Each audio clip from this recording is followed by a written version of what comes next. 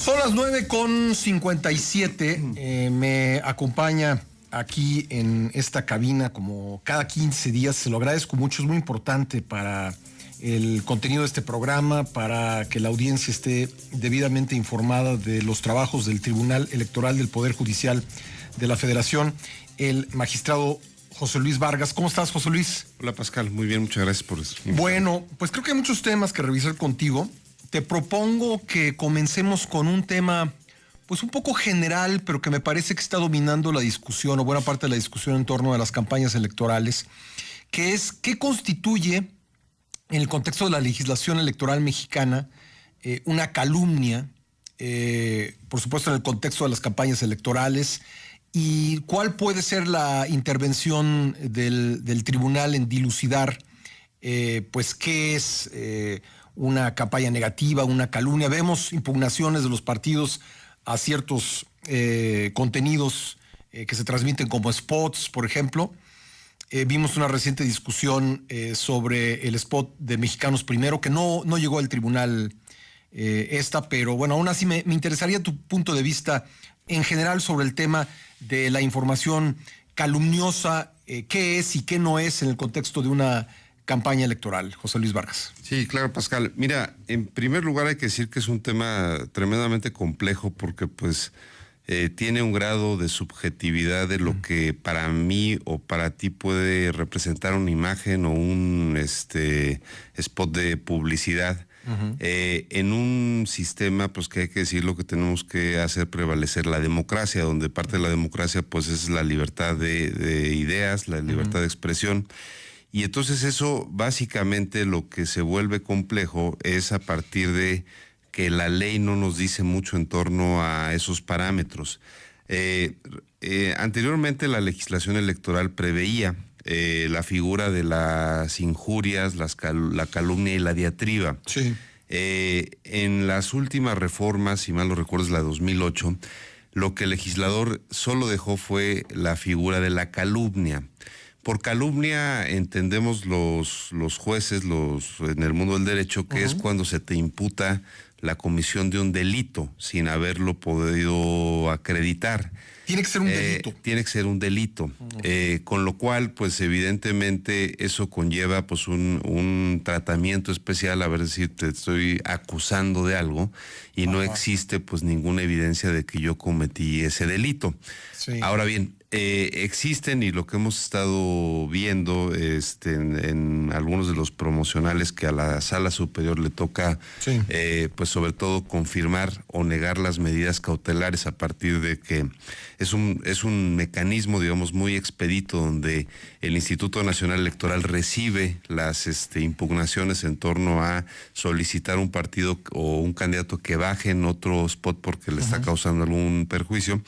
Y eso, digamos, nos llega a nosotros en un plazo muy corto y nosotros tenemos que confirmar o no la decisión del INE, claro, de otorgar las medidas cautelares. Pues sí, porque el spot está al aire, está teniendo efectos y entonces hay que actuar rápido sobre cuántos spots han actuado ustedes. Me refiero a la campaña presidencial, porque si entramos al resto a lo mejor nos perdemos, pero en la campaña presidencial más o menos cuántos spots han llegado a manos del tribunal. No tengo el dato con precisión, digamos, porque esto empieza desde la precampaña, pero lo cierto es que pues son varios, es un sistema muy dinámico y cada tercer día, yo te diría, estamos analizando los famosos recursos que se les llaman REPs, que tienen que ver con precisamente con estas revisiones. Ajá. Y pues nos toca, digamos, como tú dices, en un plazo muy corto de 72 horas determinar si hay o no derecho a que se baje el spot o se mantenga. Ahora, la medida cautelar, digamos,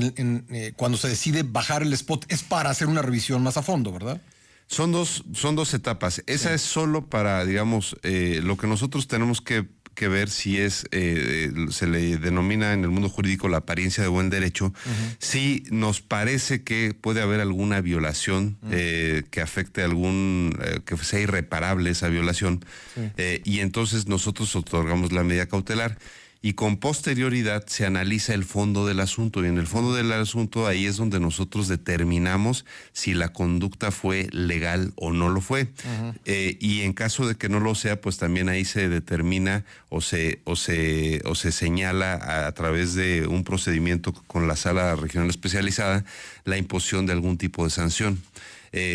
Básicamente eso, por ejemplo, tiene que ver cuando no se cumple con la finalidad para la cual están diseñadas las pautas, que se usan para otro fin, y pues obviamente eso conlleva una sanción a los partidos políticos. Ahora, el de Mexicanos Primero no les llegó a ustedes, ¿verdad? Hasta el momento no tengo con noticia que esté, digamos, en instrucción en la digamos, sala fue superior. avalado por el instituto en una de sus comisiones, no recuerdo cuál, pero en todo caso no se ha llevado la impugnación hasta el... Sí, y como te digo, como es muy dinámico, es posible que ahorita esté y claro, no exactamente, lo sepa, ¿no?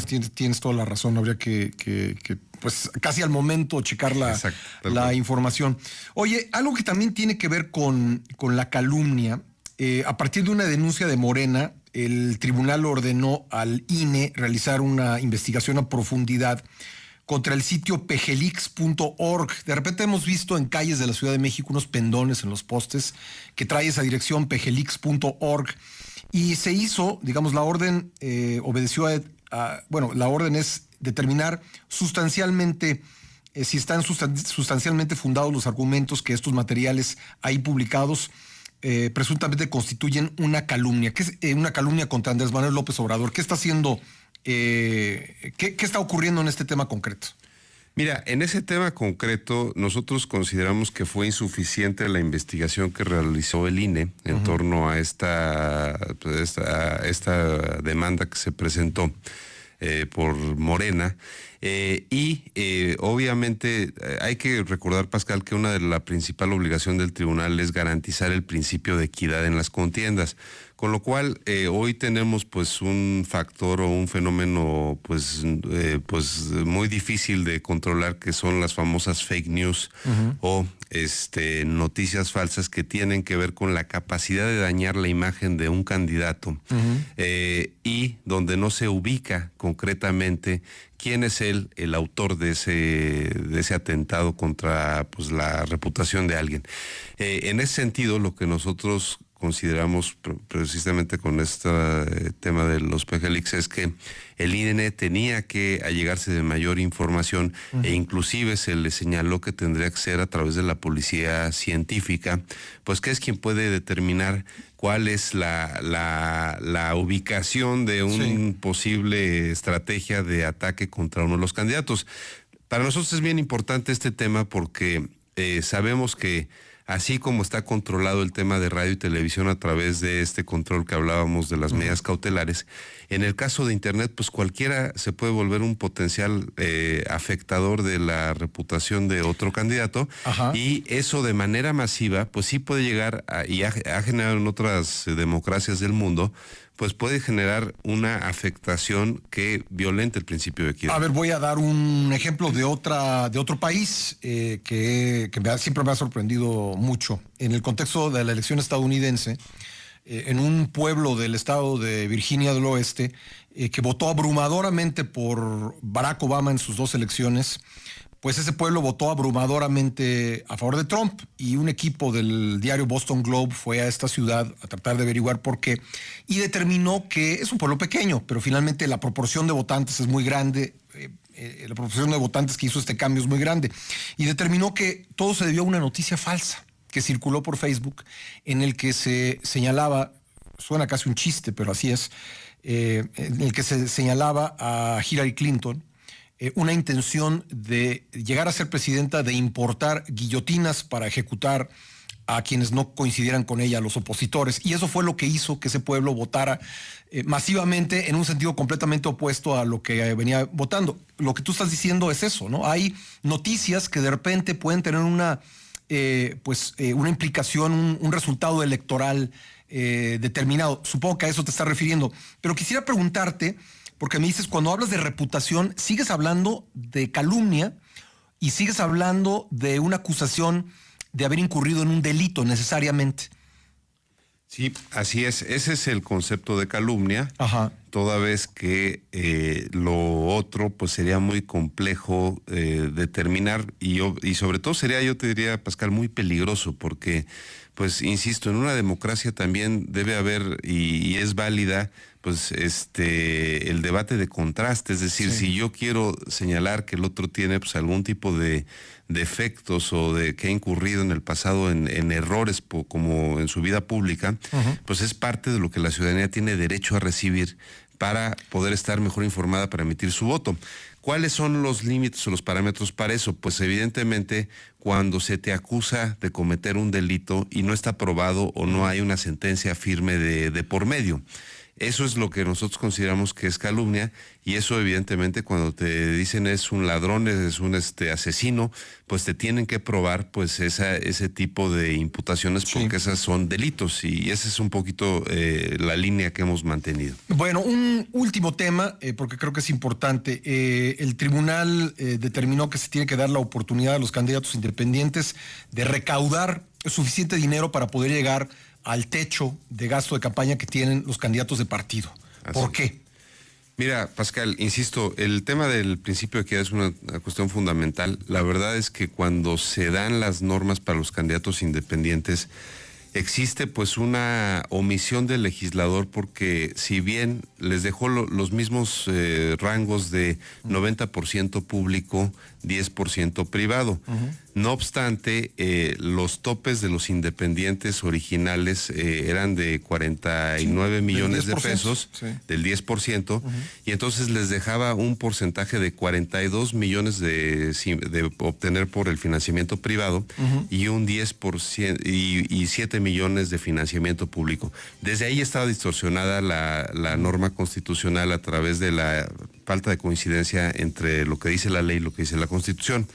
Y por lo tanto nosotros lo que estimamos es que si realmente queríamos hacer valer un principio de equidad para los candidatos independientes, no había razón y por lo tanto decidimos inaplicar el artículo 399 de la Ley General de Instituciones y Procedimientos Electorales en lo que se refiere a que pudieran ellos seguir recaudando más porcentaje a través del financiamiento privado.